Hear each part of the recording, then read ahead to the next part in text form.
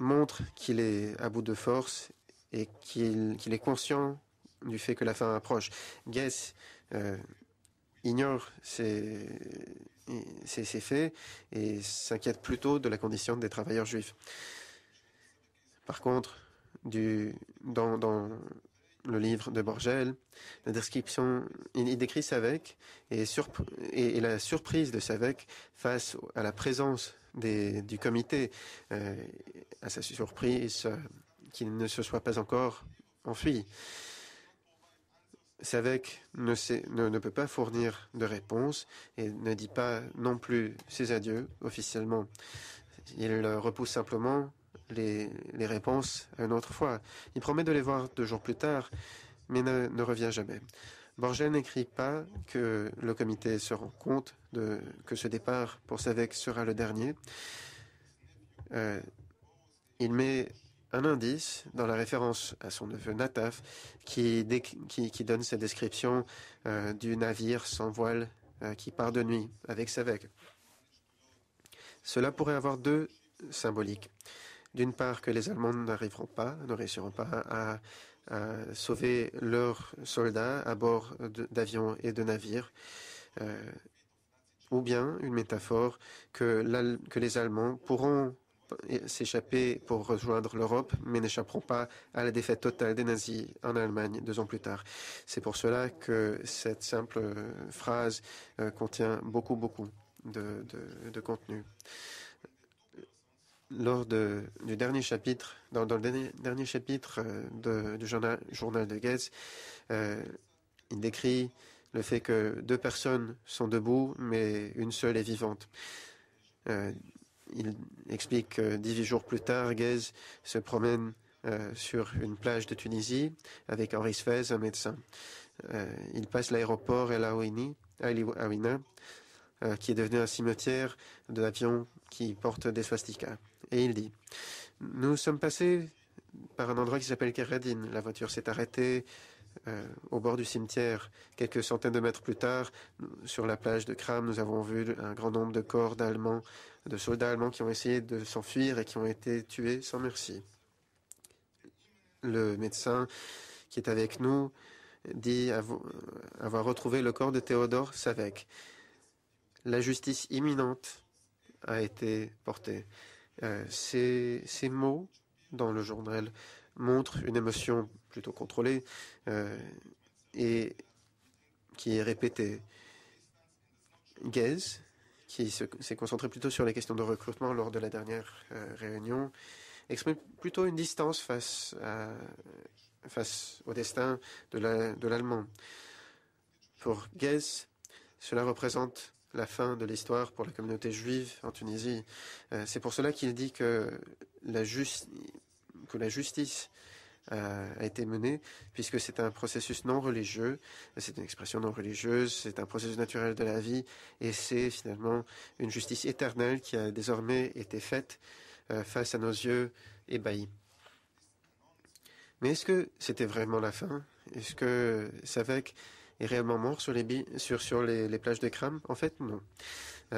Comme je l'ai dit plus tôt, Savek a été évacué de Tunis à Naples, où il a pris le commandement du Einsatzkommando. Et plus tard, il est devenu le chef de la Gestapo à Milan et était responsable d'un grand nombre de morts italiens. Savek et Paul ont tous les deux été interviewés par des tribunaux. Il y a aussi le cas de l'interprète qui était Maximilien Trainer, un juif d'Autriche qui est arrivé en Tunisie quelques semaines avant les Allemands. Il a été obligé à interpréter pour les Allemands et était donc présent à chaque réunion pendant l'occupation. Trainer parle de ses affinités aux Allemands grâce au bagage culturel partagé et à la langue partagée. Aux yeux des Allemands, Trainer était une personne de culture allemande, mais d'une autre religion, et donc il était obligé de suivre leurs ordres. Il manquait clairement un lien d'amitié entre les deux, mais par contre, les relations étaient beaucoup moins formelles entre les officiers allemands et Trainer. Nous avons un premier exemple où Trainer a reçu une lettre de sa femme et a commencé à la lire devant Saveka et Paul.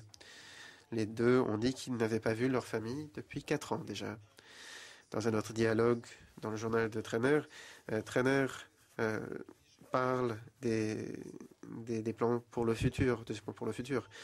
Lors de longs voyages sur les routes tunisiennes dans la voiture de Savek, il dit qu'un jour, quand la guerre se terminera, la Tunisie deviendra la Palestine européenne et toi, Savek, tu deviendras un directeur d'entreprise pétrolière ou encore tu abandonneras l'activité politique et tu te construiras une petite maison sur le bord de la plage en Tunisie et tu auras un yacht.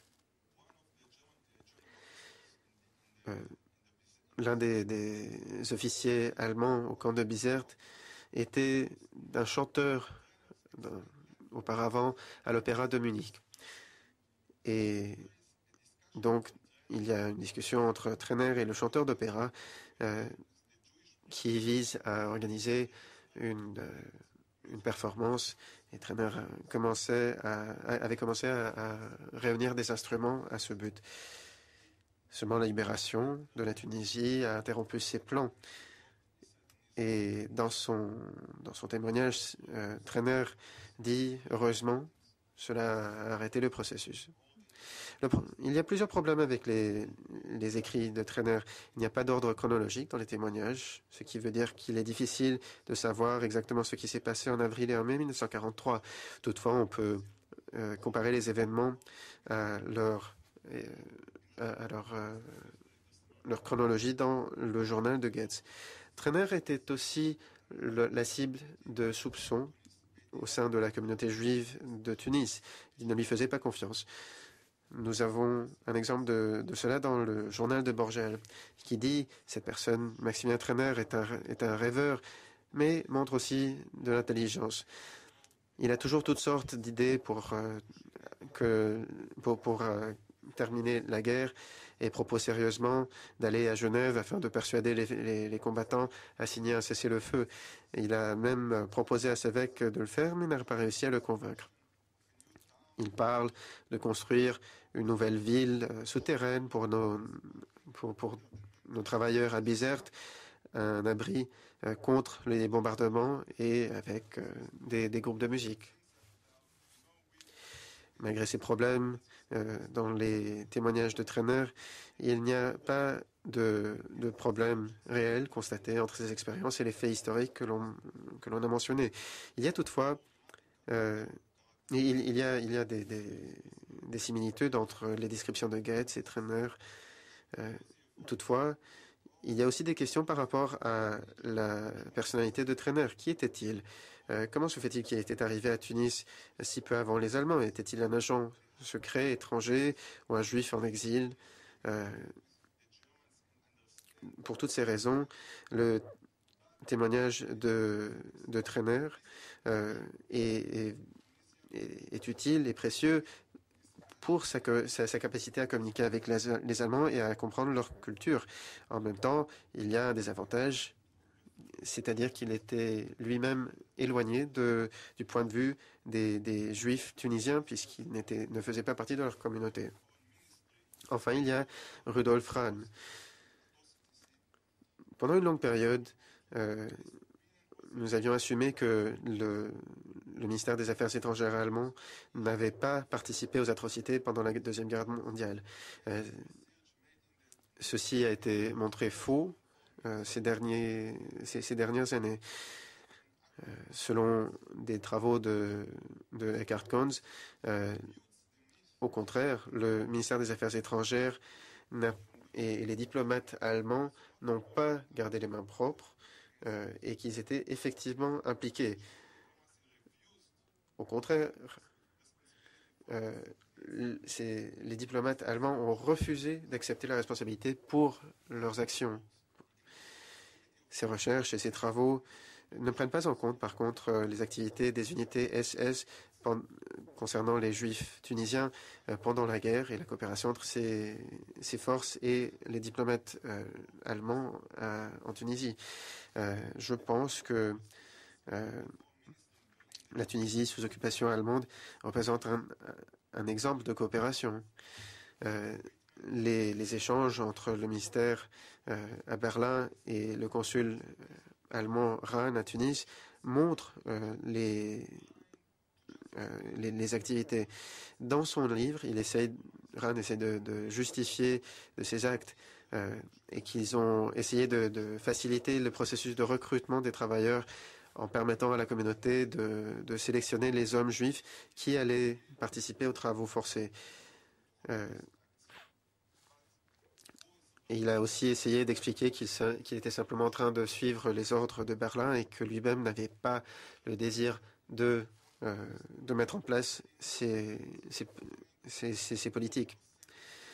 Pourquoi est-ce que Rahn a été aussi dominant au sein de l'occupation allemande en Afrique du Nord et qui était-il? Eh bien, Rahn a commencé à travailler pour le ministère des Affaires étrangères allemand en 1928.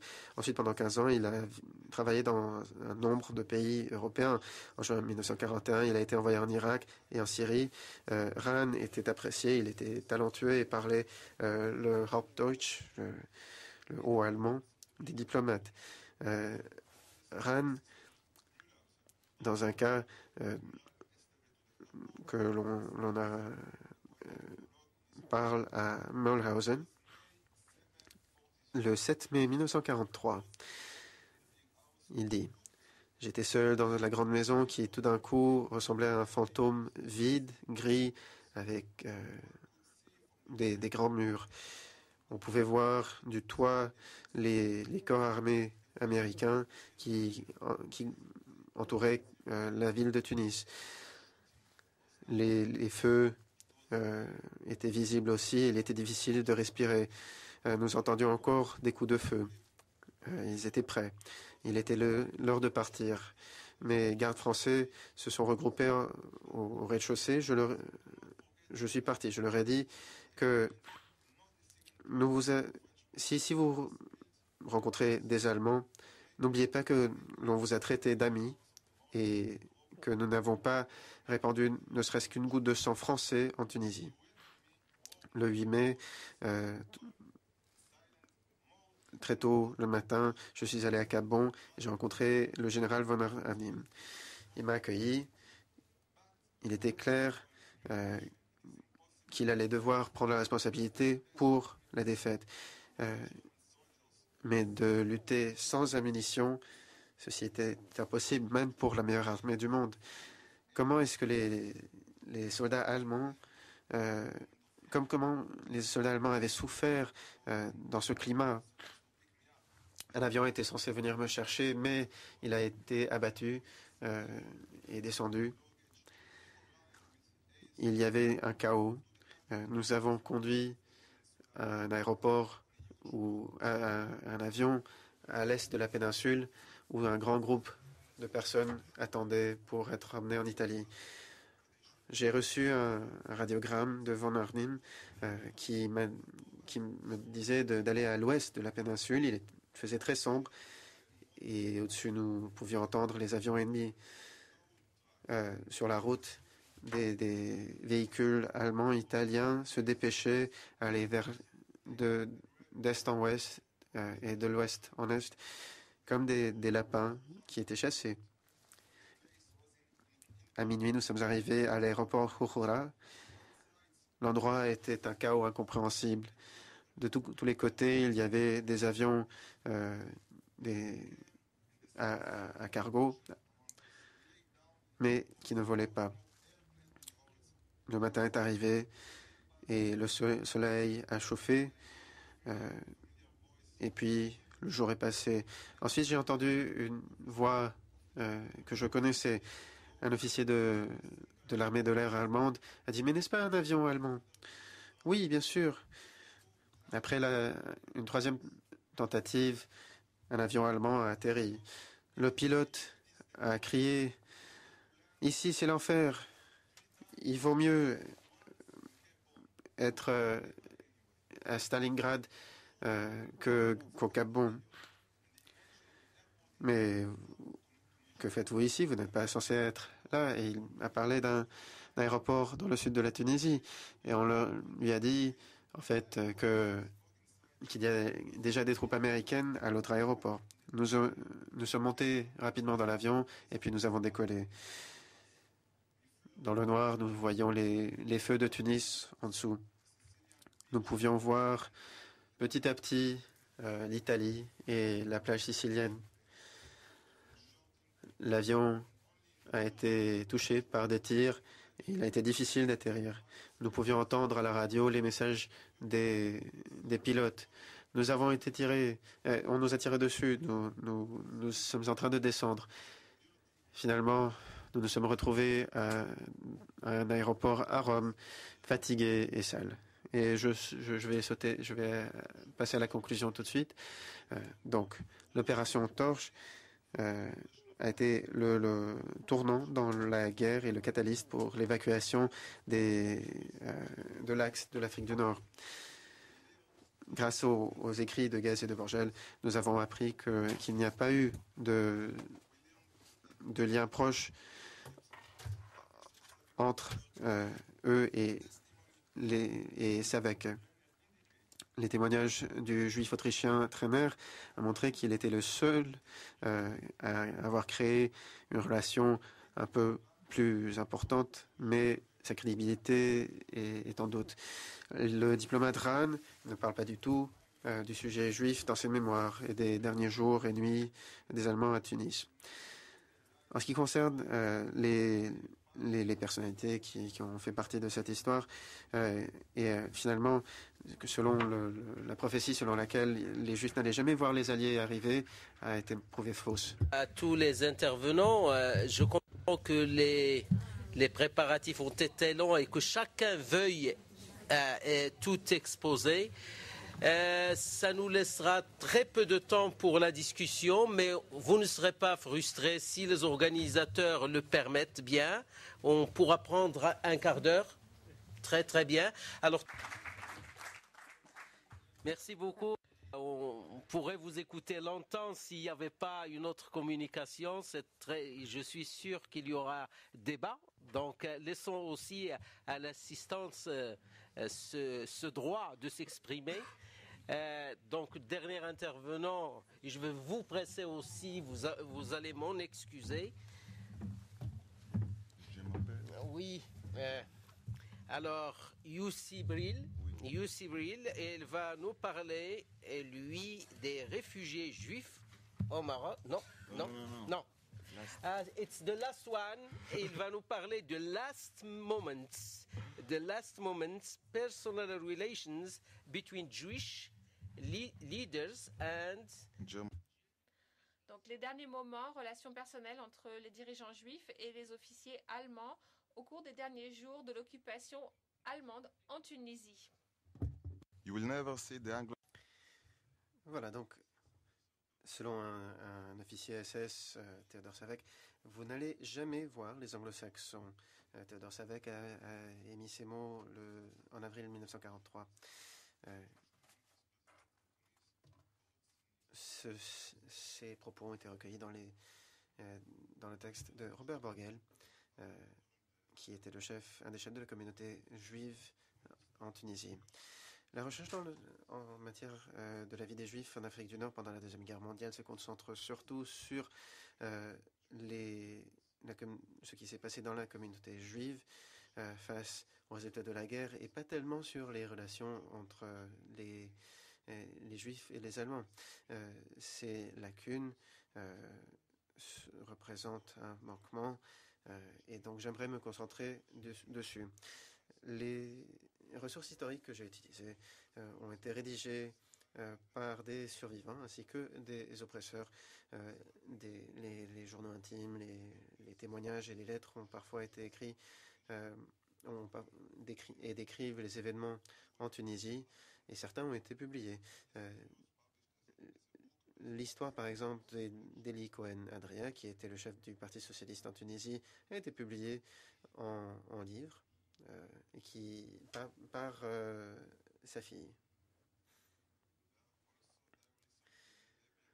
Aussi, les journaux intimes de Lionel Lévy et de Clément Houry ont été publiés. Un journal intime a été rédigé par Yakov Gez, qui a été conscripté et qui a été envoyé dans un camp de travail à Bizerte. Ces matériaux importants, malheureusement, ont montré qu'il y avait peu de références aux officiers allemands.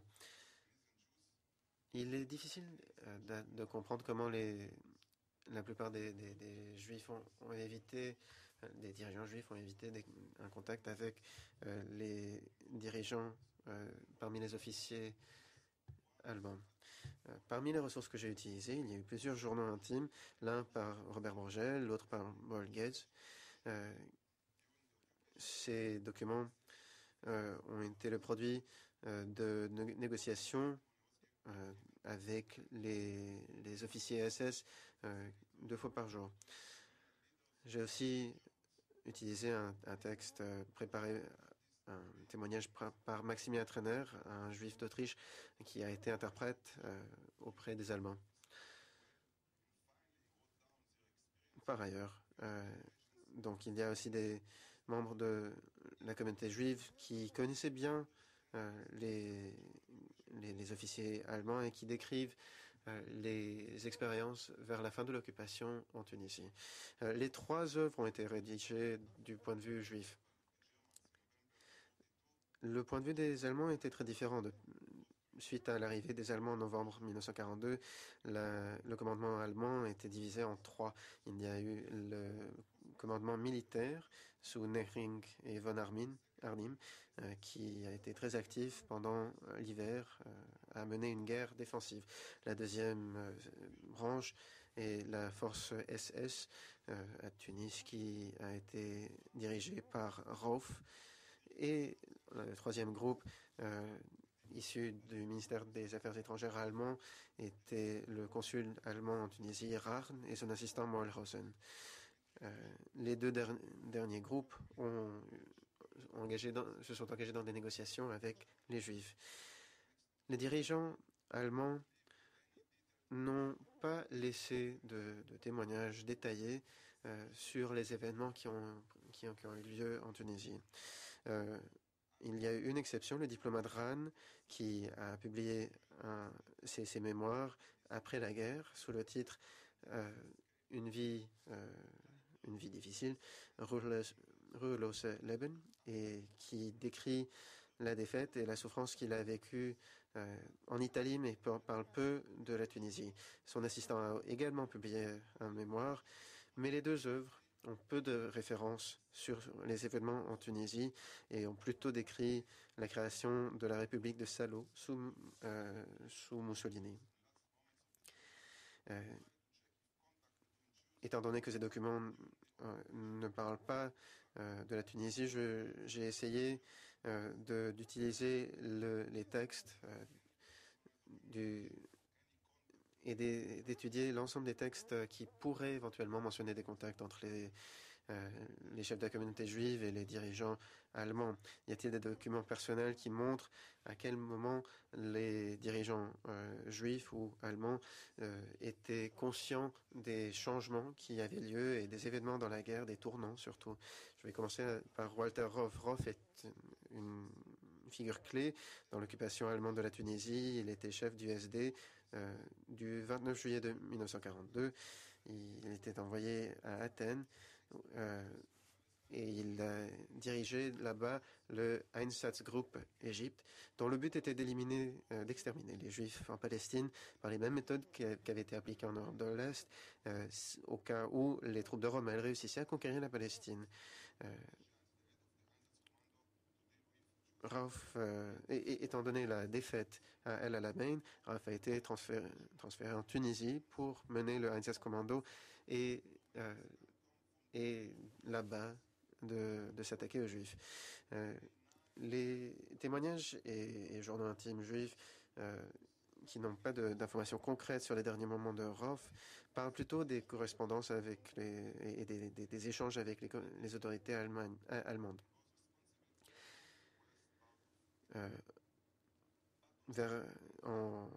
Le 9 mai, en septembre 1943, Rauf est parti en avion de Tunis à Naples, où il a pris le commandement de la région nord-ouest de l'Italie.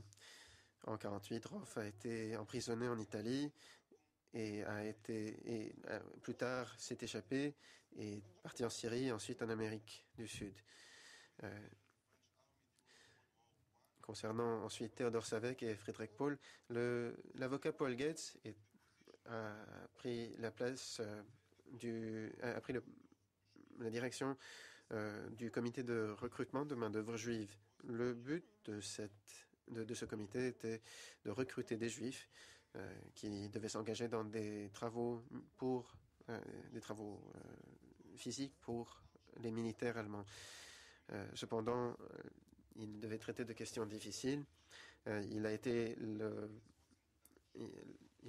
la cible de critiques fortes au sein de la communauté juive elle-même. Goetz a gardé un journal intime qui a été publié quelques mois après la libération. Ce journal intime est l'un des principaux documents qui nous restent. Le document parle des affinités entre les deux hommes, entre Goetz et Savek. Un mois avant le départ des Allemands, Savek a remis une lettre d'honneur décorée avec de l'encre rouge pour l'aide que Goetz a fournie aux forces allemandes.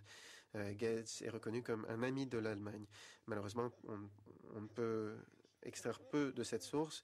Nous n'avons pas le texte d'origine et Goetz n'a repris que peu du texte de la lettre dans son journal intime. Donc nous ne savons pas ce que contenait le texte d'origine, ni dans quelle langue elle était rédigée. Il y a aussi un problème de chronologie puisque la lettre a été donnée à Goetz seulement un mois avant le départ des Allemands de Tunisie, ce qui remet en question la fiabilité de cette idée d'amis des Allemands de Goetz. La lettre aurait pu être le résultat d'une intention honnête de la part de l'officier allemand afin de montrer à Goetz une appréciation pour sa coopération. Toutefois, il est tout aussi possible que la lettre est le résultat d'autres intentions. Savek aurait pu deviner que la fin de la guerre arrivait et que, prévoyant la défaite de l'Axe en Afrique du Nord, Savek a voulu se créer un alibi afin de montrer qu'il était en fait en contact avec le chef d'une communauté en Afrique du Nord, un peu comme l'équivalent du Judenrat en Europe. Donc, cette attitude positive de Savek envers Goetz se renforce au fur et à mesure de l'approche de la fin de l'occupation allemande. De plus en plus d'officiers SS demandaient à cette période d'être rapatriés à Berlin pour toutes sortes de problèmes, notamment des maux d'estomac. Goetz écrit que Savek un jour est arrivé au camp de Bizerte le 13 avril et il a informé du fait que Paul, le co-commandant, est reparti en Allemagne pour se faire justement soigner pour des maux de ventre. Paul ne réapparaît pas plus tard dans l'histoire. On apprend qu'il est resté en Allemagne et a quitté la Tunisie à ce moment-là. Borgel écrit que Savek ne commente le fait qu'une seule fois, qu'il aurait bien aimé rejoindre Paul aussi. 10 jours plus tard, le 21 avril, Savek revient à Bizerte et dit « C'est tout, je n'ai pu faire mieux ». Concernant les offres concrètes de Goetz, concernant le traitement des travailleurs, Savek remet la décision à Rauf et puis il part. Borgel rajoute qu'il y a eu une réunion le 6 mai au sein de la communauté juive à Tunis où Savek participe concernant le sujet des travaux forcés. Il décrit que les sites à Tunis et à Bizerte ont tombé l'un après l'autre.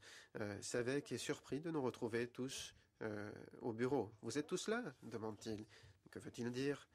Concernant nos questions spécifiques sur les travaux forcés, il dit ne pas pouvoir nous répondre avant 2 semaines, 1 mois, 2 mois. Mais il promet d'examiner la question, les questions qui nous dérangent. Quand il part, il nous fait signe qu'il va passer une longue nuit, où il va voyager, et qu'il n'est pas sûr d'être de retour le lendemain. Peut-être 2 jours plus tard, et il part sans dire au revoir. Quand il part, Eli Nataf tourne la tête et dit que c'est une sortie sans retour, c'est un départ sans retour sur un navire sans voile. Ce sera en fait la dernière réunion, la dernière rencontre entre Borgel, Goetz et Savek. Les questions qui ont été abordées étaient pratiques. Le point de vue réaliste des écrivains dans leurs journaux intimes montre que c'était la dernière fois qu'ils voyaient Savek. Les différences entre la description de Goetz et de Borgel sont très intéressantes. Savek